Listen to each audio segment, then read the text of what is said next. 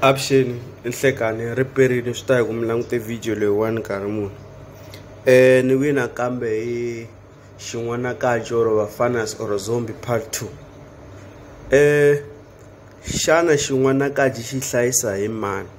Xana Xinwanakaji xi tshama na mani? Laha ni vulavula ku hi kwala mutini a ni ma vona xilo lexi xi xin'we ku fanele ku va na mutlhogomeri wa xona, ku fanele ku va na munhu loyi a xi hlayisaka. Man twisisa loko hi wina xona kun'wana hi nga ta hi kona hi xeve ka tin'anga ta xintu. Mi kuma ku muti walowo ku na vanhu vo fika vo ma 5 va ri vanhu vakulukumba, ivi ku hlawuriwa wun'we ku fanele a tshama na xona. Loko kuma ku hlawuriwa wun'we ka the most xi tala ku nyikiwa vanhu va xinuna hi vo va xi hlayisaka, because a ni lava xisati loko mukhalabye va swi xaveli la mutini, loko wa xisati ta famba a tekiwa a ya vukatini, i ta famba a xi siyangi fambi na xona.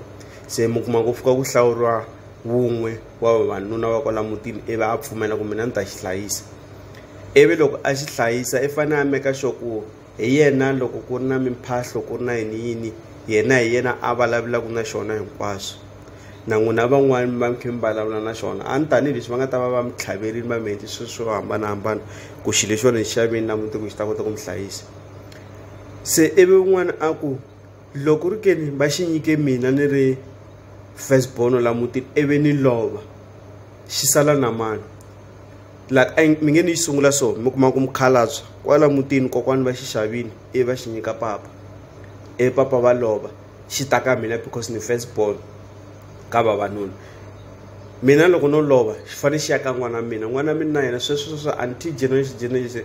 That's why mi twa va ku hi ya a xikhulu, hi ya ku phahleni xikhulu, or loko hi ri na ntirho hi fanele hi rhanga hi ya vita xikhulu, hi ya vika xikhulu or a ndlwini leyikulu.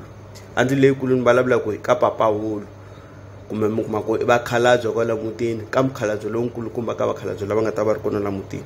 Se ivi un'wana a ku hahani ke hahani va nge tshami na xona because hahani va famba va ya vukatini, va nge fambi na xona because a va swi tivi ku le mutini va ya kona va hanyisa ku yima na Swin'wanakaji or va na yini.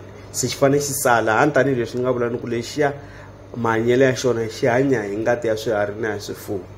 Se ivi ni vuyela ndzhaku mina ni ta sala na xona ni xi hlayisa. Loko ni khe ni xi hlayisa laha ivi mi kuma ku un'wana a ku i tswala vavasati ntsena, ivi kuma ku a wu tswali vafana, ku fana leswi a xi famba hi generation xi hlayisa hi vavanuna. Ivi loko xi fika ka wena i kuma ku se i na vana va vanhwanyana ntsena.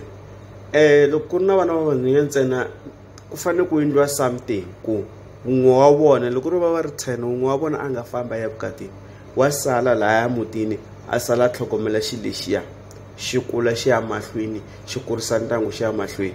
Kumbe loko mi wa ku na lova wa ha ri ntsongo a wu se fita ku xikombiso a wu se fita ku teka sati, mara kuma ku a wu ri na vo ma 40 years va ku nyike xona ku fanele xi tlhogomela, xi ta tekiwa xi yisiwa ka loyi a ku salaka ndzhaku. Loko loyi laha ku salaka ndzhaku wa i kona va teka va xi nyika yena ngopfu, ni vula munhu makwavu wa xinuna va xi nyika yena ivi yena se xi ciciwa xi ya famba hi layini ya yena leya halaya. It means xi ta tlhogomela hi yena na n'wana wa yena wa mfana loko ri kini i ri kona.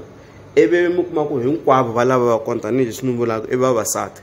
Ku ta va na n'wansati wun'we laha nga ta tshama laha a nge yi vukatini, i ta xi tlhogomela a xi hlayisa. Xin'wana na xin'wana loko xi laveka hi ya vika ka yena a vulavula na xona ku okay mani kume ntirho kumbe n'wi basela tindlela yini loko la ku phahliwa ku byeriwa xona swilo swo hambanahambana leswi ni mi byelaka swona. Ma ni twisisa? Xi lexiya xi na muhlayisa a xo nghena laha xi tshama xi nghena fanele xi va xi kha xi tshama ka muti wo karhi a xikhulu or ka yindlu leyikulu ya kwala mutini laha va fanele va xi hlayisa.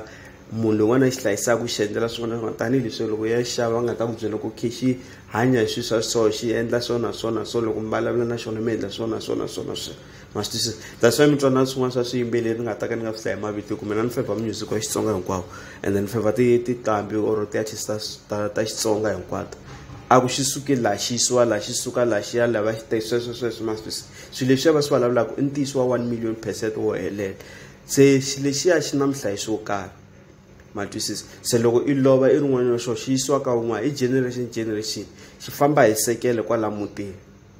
maloni loko ri mukhalabye a lova xi nyika papa va teka va xi nyika mina ni teka ni xi nyika n'wana sweswo until xilo xi ende a xi fi a xi lovi ku fana na swin'wana mi nga ta ku lexiwani xa lova ma ni twisisa se na khensa ku va mi langute channel and then ka episode leyi taka ni ta mi byela ku ri xilo lexiwani loko xi lahleka loko i xi cukumeta or i xi lahla ku humelela hi switandzhaku swa kona na khensa ku va mi langute channel ya matimba ya mano maleke YouTube channel kombela mi subscribe ku channel kota ku kula ku fana na ti channel tin'wana thank you.